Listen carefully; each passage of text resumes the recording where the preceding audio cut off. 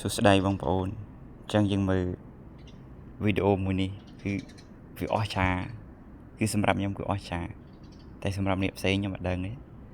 ចឹងសម្រាប់ខ្ញុំគឺអស្ចារ្យមែនទែនខ្ញុំឃើញហើយដូចមានអារម្មណ៍មួយថាដូចវាអស្ចារ្យមុនពេករកអ្វីដែលថ្លែងពុំបានហ្មងចឹងយើងមើលអាចដែរនៅក្នុងពិភពលោកមានដោយថាស្ថាបត្យកម្មមួយដែលអាចសាងសង់ឡើងដែលមានថ្ងៃរះចំកំពូលប្រាសាទបែបនេះវាជាអភូតហេតុឬក៏វាជាការសាងសង់រចនាឡើងឲ្យវាមានបែបនេះតែសម័យនេះអាចធ្វើបានដូចសម័យមុនដែរតាមខ្ញុំគិតទៅដូចជាមិនអាចចឹងមានន័យថាអ្នកសាងសង់អ្នក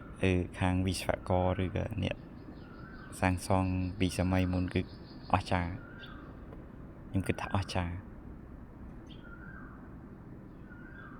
ខ្លាំងមែនទែនចឹងខ្ញុំឃើញវីដេអូនេះហើយខ្ញុំរំភើបដូចរកពាក្យអ្វីដែលថ្លែងមិនបាន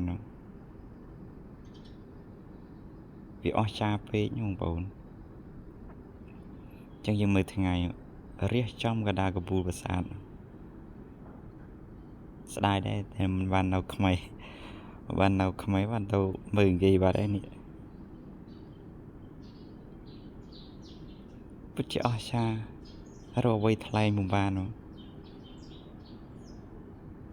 បានតែឃើញបន្ទោះភ្នែកឡើងស្បាយយ៉ាងណាទេ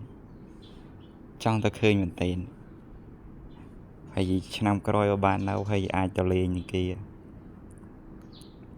អាចបានទៅថតរូបថតអីនឹងគេមិននឹកស្មានថាអាចមានបែបនេះពិតជាអច្ឆរិយៈមែន